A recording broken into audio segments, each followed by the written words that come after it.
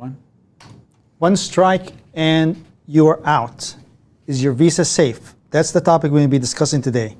The State Department is utilizing AI to monitor public records and also monitor social media. And based on this information, AI is revoking multiple visa stamps for a large number of people, which is a clear deviation from established policies published in the Foreign Affairs Manual, which is the State Department policy. On the other hand, USCIS, well, Department of Homeland Security, as a matter of fact, is revoking visas relying on a 1952 law that would allow the Department of Homeland Security to revoke visas for generally very broad grounds.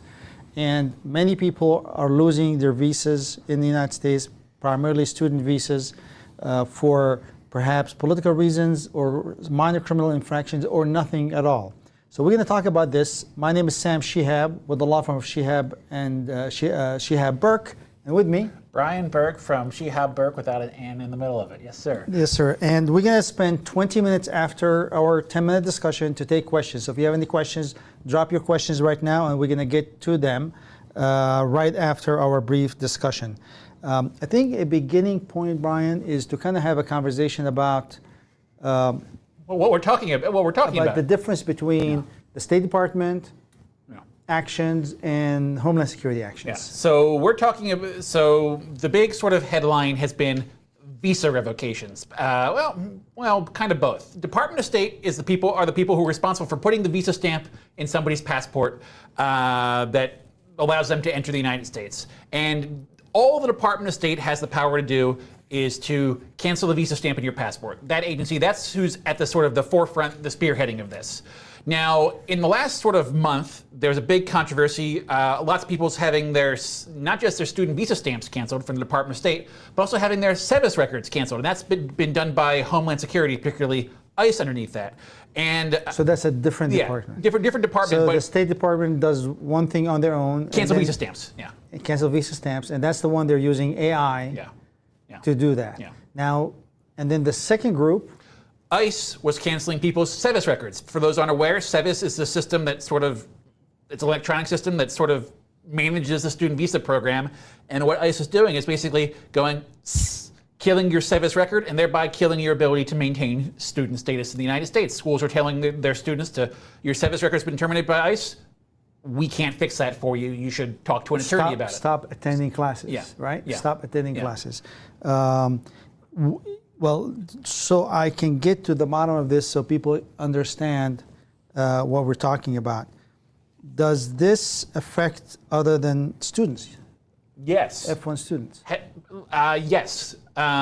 Department of State, they hand out all the visa stamps that go on the passports, and they can cancel all types of visa stamps that go into the passports. But the process is a little bit different. Well, yeah. Well, they can always, the Department of State always controls the visa stamp in the passport, but what about canceling your immigration status in the country? Is that what your actual immigration status here? Well, for the students, Department of Homeland Security, through ICE, said, your SEVIS record is terminated, you're done.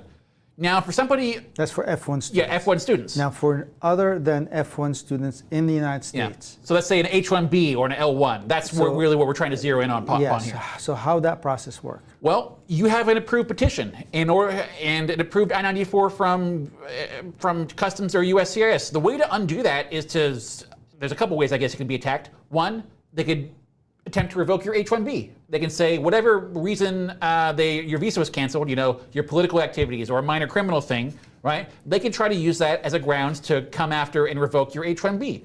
Additionally, one of the things that was discussed was potentially they can put you directly into removal proceedings, depending upon what your activity is and whether they think it meets those requirements. And that's relying on INA 212A3C that says, and I want to quote, the Secretary of State has reasonable ground to believe that the aliens entry the United States would have been potentially serious adverse foreign policy consequences for the United States.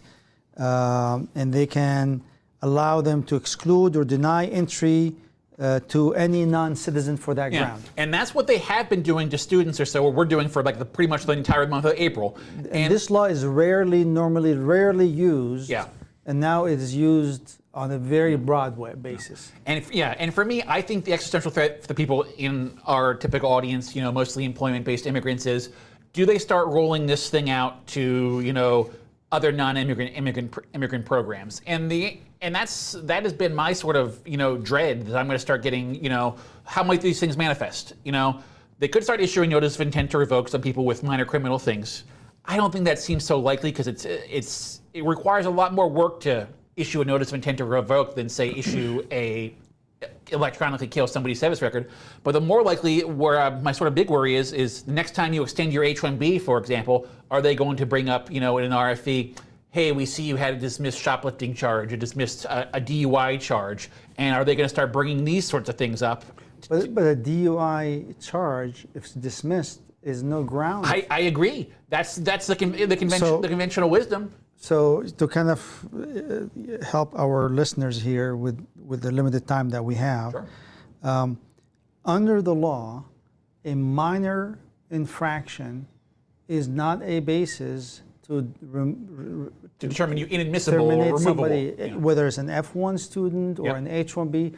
But what this administration is doing is we see that they're doing that. As you read the law, Sam, as they read the law, they have the power to. Again, I've talked to a lot of people, and I know you talked to some as well about student visa cancellations in the last month. The things I was hearing were, dismissed court case. I was charged with something, it was dismissed, and that shouldn't be something that hurts your student visa status. These are the sort of things that, as an immigration attorney, I typically wouldn't hear about that until it's time to apply for a green card a couple years down the road, and they say, somebody comes along and says, "Ooh, I have a little criminal thing in the past. Is it going to impact me?" So unless the crime is of a serious nature, a DUI with accident, aggravated DUI, something, embezzlement, theft, and these are drugs-related offenses. Yeah. Unless these are the crimes, the government is relying on this INA Code 212A3C, which is a 1952 law that says we can do it to anybody regardless of any reason, and they're invoking that old law to pursue that goal. Yes. Yeah, I mean, I don't. It remains this. I mean, I'm talking. I mean, as an aside, I've been sort of following the student visa court case. I don't think they know exactly what their argument is 100% on these things from what I've read in these court cases, but they are finding fun new ways to interpret the law to give them more power. They are testing the limits of the law, and that's what all these court cases have been about. I mean, on the student visa front, there's been a massive, push of court cases saying you can't terminate a service record this way. You don't have the legal authority to do so, and they're getting taken to court. Even that. I mean, this is very interesting because the ground for that's the one, at least, that the media is circulating. The Washington Post is circulating. This ground is what the government is using. Yeah. And there's a foundation. It has to, the entry of the foreign national or the foreign national continued entry or living in the United States potentially has a serious adverse foreign policy consequence. So the government has to at least articulate that to a judge, even though not in public, maybe in chambers, to give the judge evidence that this person's activities in the United States are adverse to a foreign policy measure in the U.S. So there is a standard here that they have to overcome. Well, there's also a law that says I think it's, I can't remember, it was one we were discussing, that they can basically. That's a revocation, which I will get to that here in a second. You're talking about. This is basically the cancellation. How they deport. Okay, I'm sorry. I'm talking about visa cancellation, because visa cancellation it's cancellation of the stamp of your passport is an entirely different beast. They have pretty broad authority. So let's move on to visa cancellation. Okay, let's move on to visa cancellation. So now we're talking about visa cancellation. Yeah. We're not talking about favorite deportation. Subject of mine, visa cancellation. Okay. Now, visa cancellation, Brian. We have a law. We have a foreign affairs manual. Yeah, that guides how people who work at the consulate do their job. I have it right here. Yeah. I have it right here. I'll give it to you. I've looked at it already. So in it, it gives grounds. Yeah. There's a heading here, when to revoke a visa, right? Yeah. But the second part is when not to. You do not have authority. Yeah. Right? Where is it here? When you may not revoke a visa.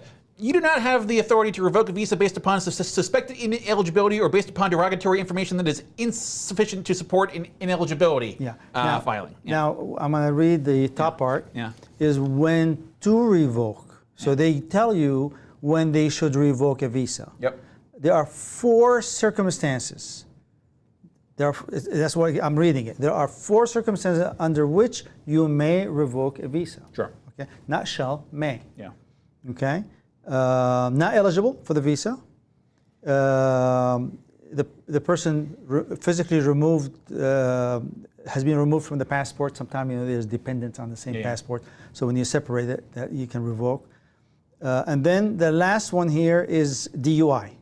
Somebody convicted, arrested or convicted for anybody with DUI, okay, or similar arrest. Yep. Within the previous 5 years. Yeah, it's a very common reason for getting a visa revoked. We get calls all the time about that. Very limited grounds. And then here it tells you you do not do it. Yeah. Yet we're getting lots of visa revocations that don't appear to meet those criteria. For the least. Dismissed shoplifting case, Yes. dismissed domestic violence case, dismissed cases. And the legal argument that you and I were talking about earlier is this that is policy. well, this is policy, but it defined discretion. Yeah. But what you said to me earlier is that this is what the consulate cannot do. Yeah. But the State Department is not bound by this. This is only to control what the consulate. Yeah, what the worker bees of the consulate who issue visas, what your day-to-day work, this is how you should do your work. But I have a new program. I'm the head of the department. I say that we're going to start revoking visas for more and broader reasons. And the Department of State, Sam, worthy of mentioning, they have very, very, very broad discretion in issuing visas. Yeah. So that is the law that. I was highlighting. After the issuance of a visa, the consular officer or the Secretary of State may at any time, in his discretion, revoke such visa or other documentation. Again, this refers only to the visa stamp, but that's really broad. And so what we're saying is that the State Department is saying the Foreign Affairs Manual will control the consulate. We're doing it outside the consulate. We're doing it here at home. Yeah. The consulate is not making this decision. The Secretary of State. Yep. And he has to sign off, by the way, on each one of them because it's not the consulate doing it. It's the Secretary of State doing it, using this AI and revoking visas. So that's kind of a work around what the law is. Yeah, and it's worth bringing up since we're talking about visa revocations. There's a concept called basically consular non-reviewability. Their decisions in the courts. When you read about court cases where they're challenging this, you can't really challenge that hard, the Department of State's authority. There's limited review. Yeah, you very limited But ability. I got 2 questions for you. Yes, sir. The first question is, if somebody is notified that their visa stamp is canceled, is their status here affected in the U.S.? No, it is not. Okay. The canceling the visa stamp What's is not your canceled. advice for somebody that has that situation? Somebody who has a canceled visa stamp, I usually say Seek counsel. Seek counsel. Really, you cannot really figure this thing on your own. Seek counsel because they can help you. 100% they can. Well, no, 100% you have a better chance of being helped. Understand this, because anytime I get a call, previously it was usually about a DUI-based visa cancellation. People were panicked, and the number one thing I could do in that scenario is calm somebody down. It's okay. You have a problem. If you need to travel, you're going to need a new visa stamp, and they're going to run you through the ringer. They're going to call you a habitual drunkard, that sort of thing. You might not come back, but you're in lawful status right now. Second question. In the United States, if somebody is notified somehow that their status is canceled or they're in removal proceeding, what would you advise them to do? Seek counsel. Seek counsel and do it harder and faster than the first one. The first one is the second one. You have a ticking time bomb on your Especially head. if they issue a notice of intent to revoke, you get 30 days. Yeah. If they give you a notice to appear, you may need to maybe take it and challenge it in court altogether because a lot of cases went to court directly, etc. So we run out of time. I hope we've given everybody a flavor of this topic. One strike and you're out. Is your visa safe? Now, we move on to take questions, and we have questions from immigrationquestions.us. What is immigrationquestions.us, Sam? Well, I'm going to answer that very question myself. Immigrationquestions.us, that URL up there, is our fancy fun website where you can go in the middle of the week to put in your immigration questions and get them at the top of our queue for the sessions. Sam and I, we have the benefit of logging into that website in the middle of the week to get a feel for your questions, maybe think more about them than we get to do for one of the ones that come in as part of our live chat. Yeah. So, Speaking of, we have a question from Shihab from just today, it looks like. Thank you for all the information for all these years. My I-485 case is approved on May 5th. Wow. But status does not show new card being produced. Now I'm planning to move to a new address on May 17th. USCIS customer care says it may take up to 30 days. I presume he's referring to issuing the card. And don't submit AR-11 because it may delay card delivery. Instead, work with USPS once mailed to hold the package. Please advise, is this the right thing to do? Well, here's my advice. Call your landlord and extend 30 days. That's a better answer than I was gonna have. But I like it. What's your answer? Well, my answer is anybody who tells you that you don't have to file an AR-11 is wrong. You must file an AR-11 within 10 days of moving. But that's they're always saying a wrong answer. I think that's not the intent. Probably the intent is don't file AR-11 to expect us to move the card to a new address. Yeah, because basically the information on your AR-11 might not get to where your card's being printed and sent from in time. But if I would extend your stay. Your answer Get is your a good green one. card. I don't care how much it costs you. Another couple grand to extend your stay. Do it. Trust me. Yeah, hang out in that same space for another month. Get your green card in your hands, and then forget about your immigration problems because you're a permanent resident. Yeah. I agree on that. Yes. So I had a question here from Ryan, who was asking us a similar sort of thread of questions on Monday, part of our live set of questions here, and I'm going to bring it up on the screen here. Can we do a court case for delay in an MTR? Okay, so in an absolute theoretical sense, you can file a court case over anything, right? That's a very Brian kind of answer. Yeah, you can sue for anything. Yeah. But is this something that is, one, practical, two, wise? Yeah. And my answer is no to both. So I'm going to I think I agree with you. I'm going to sort of layer it so I'm on the same page. So can you do it? Yes. There's a question of when you can do it. When you're talking in sort of, whether it's worth, this is a mandamus action, essentially, do your job. I'm not even sure they have an obligation, because a mandamus action delay case is based upon typically an obligation or a requirement. And there is something part of the law that says they have to make a decision on a case within 180 days, but they already made a decision on your case. A motion to reopen is discretionary, and basically this falls in your category of, is it a wise or a good idea? And I kind of have to agree with you. Yeah. No. I mean, if you have had a denied green card, that's awful. That's stressful. I think that's what the scenario is with Ranyan here. Yeah. But I can't say that, after a couple weeks or a month that it's a good time to... I think you have to go softer options, like perhaps contacting a congressperson. Because if there is a real egregious error, that's the sort of people who might be more interested in helping you on that sort of thing too. Yes. Yeah. So we do run out of questions. And the reason we run out of questions is because people usually log in at the half hour to ask questions, and they're not used to the fact that we're running half an hour sessions. And I think probably people's habits will adjust in time, which is fine.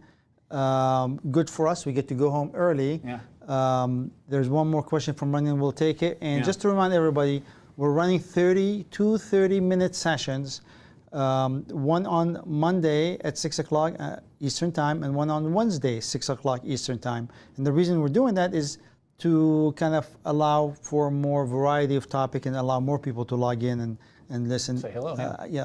We're getting positive feedback. People like it a lot, except that probably people are not logging in early enough to ask questions, which is fine. Yeah. It's Runyan's day, so we'll give him our attention. So he logged in and he asked. Well, it's a benefit for Runyan. Runyan, it sounds like you have counsel on this, and obviously we sort of usually give our disclaimer here. Your best sort of bet is talk to an immigration attorney directly about your issue, because Sam and I here are only getting a little bit of a piece of it. But Runyan is really highlighting an existential threat in any sort of MTR scenario, right? Yeah, and that's where really a problem, because I wish you maintain your status or had a second adjustment of status. Yeah. But I want to underline the problem, because what Runyan is dealing with here is that unlawful presence in the United States. If you exceed with a denied case, you're accruing unlawful presence in the United States Filing an MTR Yeah. does not fix that. And then if you get beyond, I believe, It's very 180 days, beyond 180 days, and you leave the country, you get barred from coming back for 3 years. And you have to take a risk. And you know, when people, and this is really, our system needs to be fixed. Yeah. Our system is upside down. It really needs to be fixed.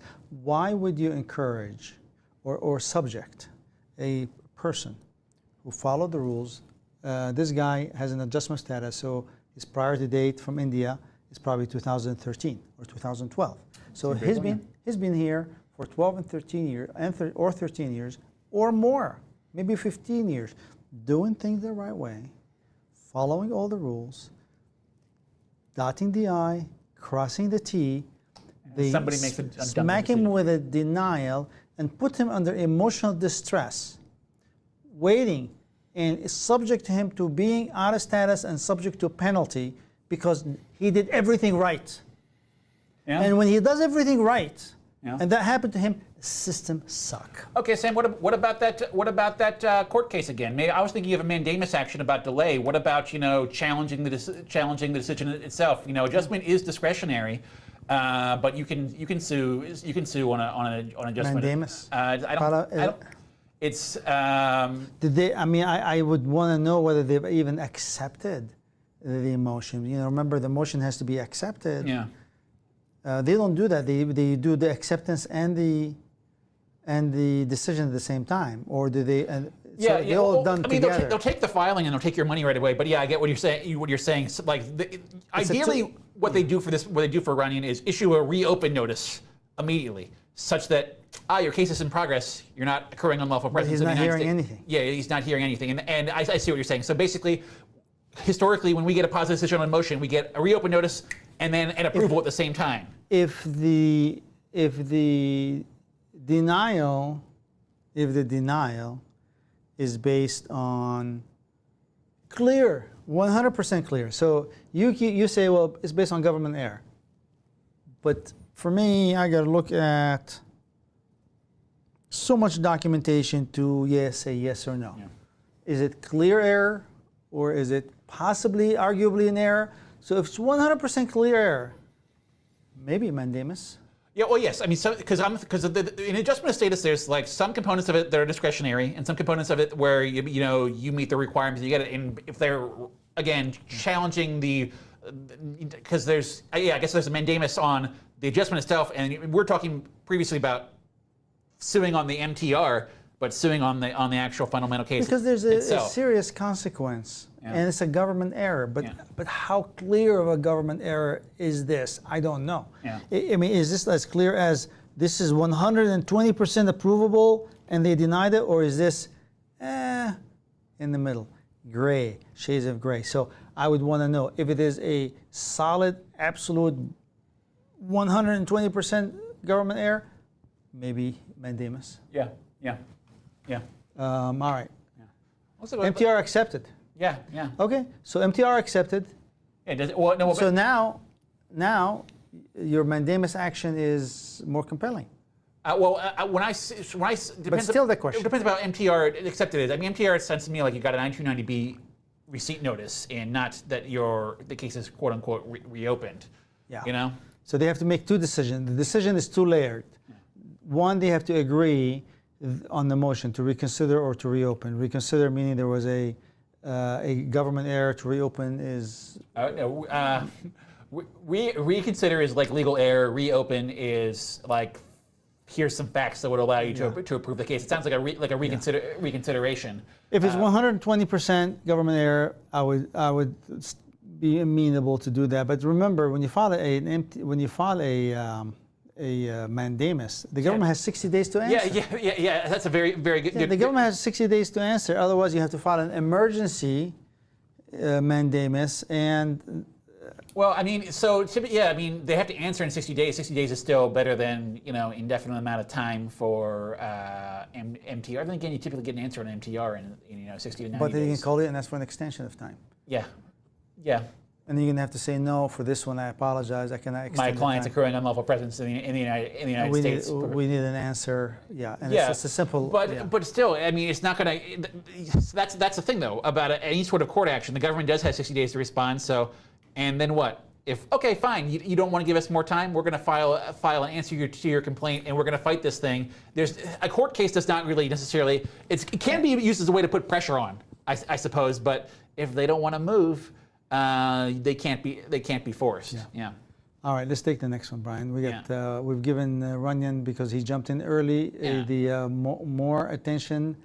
Is there anybody else I can? Oh yeah, I there's see? a question here from. Whoops, I accidentally just I can't covered it up. see. Yeah, I'm covered. Yeah. Question here from Raj. Good one. Can we sponsor B2 visa for parents while on I-485 EAD? Yeah, absolutely. Yeah. 100%. Yeah. Your sponsorship is basically financial support, but it's really they're the applicant. Yeah, that's the distinction. I can't, me being me, I can't resist making. You're not sponsoring a visa for them. You're just basically putting some oomph behind it, giving them a legitimate reason to come to the United States because. Yeah, it is their personal. They could apply. Your parents could apply for visitor visas even if you weren't here. But having you present, saying, "Yep, I'm here in the United States. I'm going to take care of my mom and dad. They're not going to lift a finger. They're going to live in my home. I'm going to provide them room and board." I would want to. I'm curious to know what the sponsorship for, because while there's still trick to it, you have to be careful. Oh yeah, sure. Yeah, I mean, you want to make sure you're still for anybody. You want to make sure you put together a good visitor visa application, especially in light of what's going on right now. Yeah, for sure. Yeah.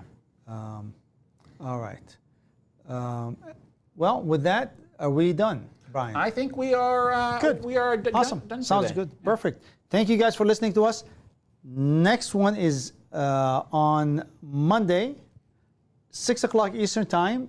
Come in early and put your questions either in immigrationquestions.us or put them here live. I think those guys who log in at the half hour, they realize that we are now concluding